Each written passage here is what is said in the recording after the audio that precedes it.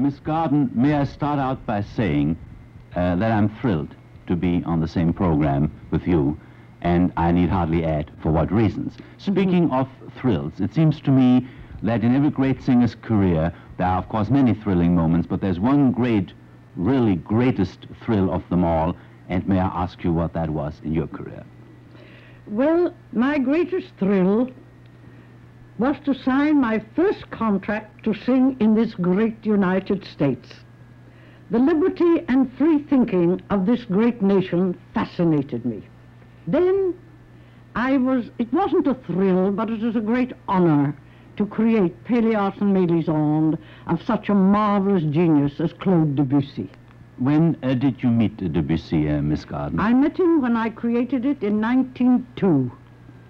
And he saw me sitting in the room without being presented to me, and he said to Mr. Carey, the director of the Comique, "Why, there's Mélisande."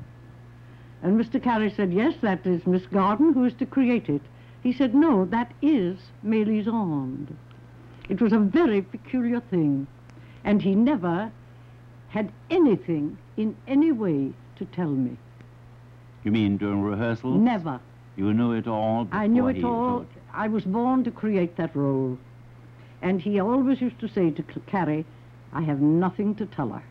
Miss Garden, one of the things that make me rather emotional sitting here together with you is the fact that you are somebody who has known Debussy, the great master Debussy, so well, and his work so well. Won't you talk a little bit more about Debussy? Certainly. In my career of 34 years, I created the works of many musicians of great talent, but only one genius, Claude Debussy. There is such an immense difference between talent and genius. Genius lives forever, but talent fades away with the years. The genius is the master of man. Genius does what it must, and talent does what it can.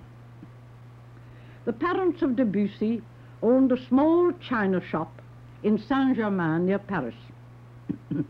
And in a tiny room over the shop, this great man was born. He always told me that he had only two passions in his life, music and the sea. I passed 2 years in close friendship with Debussy and his first wife. He made me laugh when he used to say, "There's much too much singing in grand opera. My singers in opera sing like real people." I quite understand what he meant, for he brought into Pélias the most complete union of music and literature. Would you say, Miss Garden, that Mélisande is, of all the many roles you have done, the one closest to your heart? Well, it was in a way, because it was something so entirely new for opera. But another one that was very close to my heart was The Resurrection that I created of Alfano, that book by Tolstoy. And I think that's one of the greatest operas that has been ever written. Would you tell us something about your other roles, Miss Garden? Well, I created 16 roles in my career of 34 years, and I was very fond of Monavanna by Février, and of course Pélias, and then I sang the Jongleur de Notre Dame by Massenet, and that was one of my very great loves. I adored that opera. I think, Miss Garden, if I may interject this here, you ought to tell our listeners something about your career outside of Paris. We know, of course, you were the great star in Debussy's time, at the time of Pélias, at the Opéra Comique in Paris. But what about your work in this country?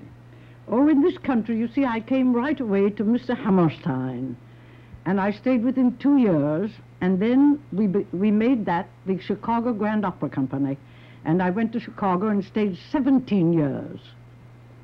But in the meantime, I always went back and sang at the Opera and the Opera Comique in Paris. As I recall it, Miss Garden, in Chicago you were by no means only a singer of the company, isn't that true? Yes, I was never a singer. You go to hear Caruso, you go to hear Melba, but you come to see me. That's entirely different.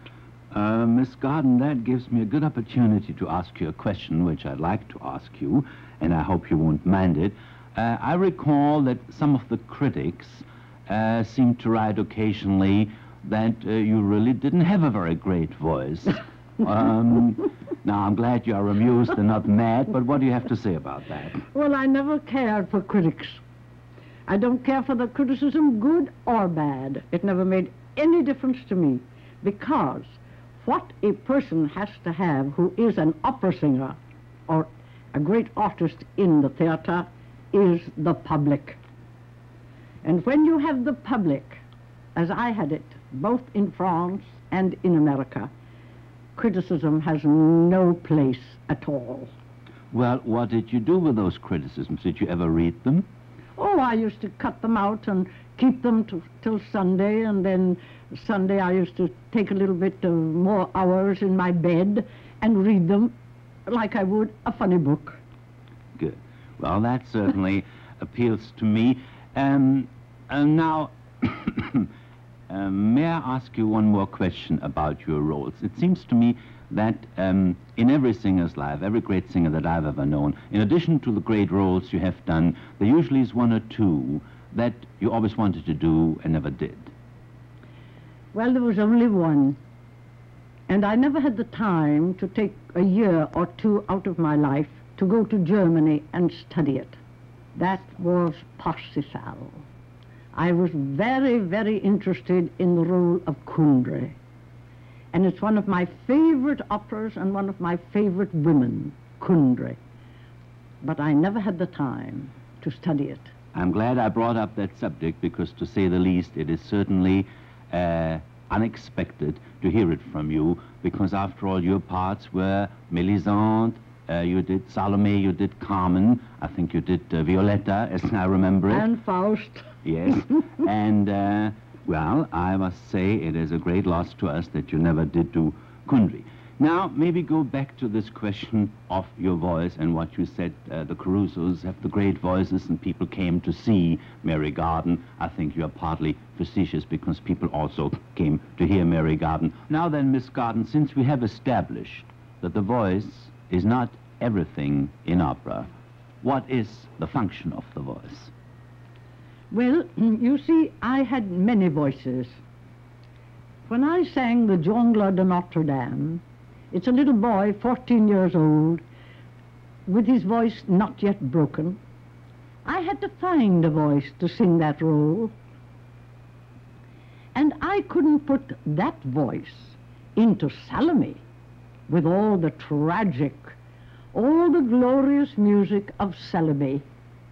So therefore, in all my creations, I had to find the voice that was necessary to portray the woman I was singing.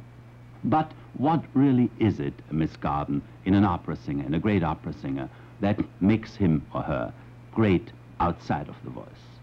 Well, they have to have great personality. I have known a singer with a fair voice, but immense personality, could make as great a success on the operatic stage as a great singer with no personality. And that's exactly what I have found many times on the stage. May I ask you this now, Miss Garden? Obviously, you have agreed in all you have said that singing alone is not enough in the opera house.